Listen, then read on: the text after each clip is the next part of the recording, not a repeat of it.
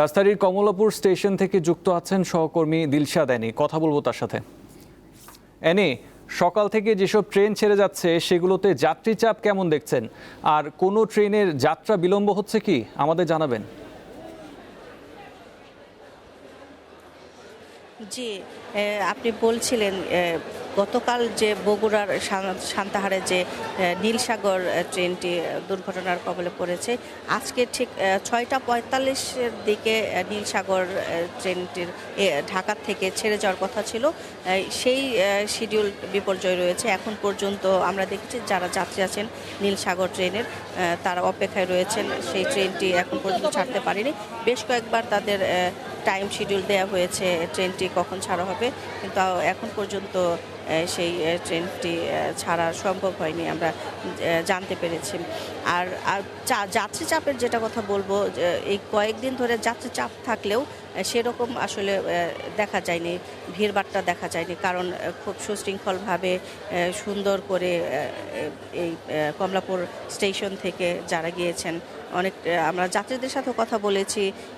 এই কয়েকদিন ধরে তারা স্বস্তিতে যাবেন এবং নির্বিঘ্নে যাবেন, এই প্রত্যাশা নিয়েই বেশিরভাগ মানুষ ট্রেনে করে যাত্রা করেন, ঘরে ফিরতে চান। তো গতকাল পর্যন্ত যেটি দেখেছি, যাত্রী চাপ থাকলেও এরকম আমরা ভিড় দেখিনি। আজকে যেমনটি হয়েছে সেটা মূলত প্রভাব পড়েছে গতকাল বগুড়ায় যে ট্রেনটি দুর্ঘটনার কবলে পড়েছে, মূলত সেই কারণে আজকে প্রচণ্ড ভিড় আমরা দেখেছি। টিকিট কাউন্টার যেখানে আছে সেখানেও আমরা দেখেছি যে অনেক লোক আছেন যারা টিকিটের প্রত্যাশায় রয়েছেন।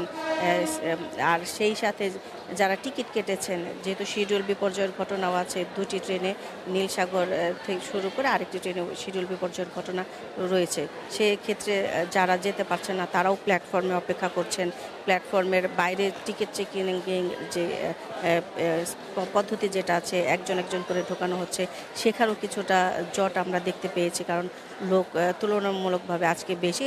দুটি ট্রেনের লোকজন এখানেই অবস্থান করছেন। তারা এখন পর্যন্ত জানেন না যে কখন আসলে তাদের ট্রেনের শিডিউল দেয়া হবে।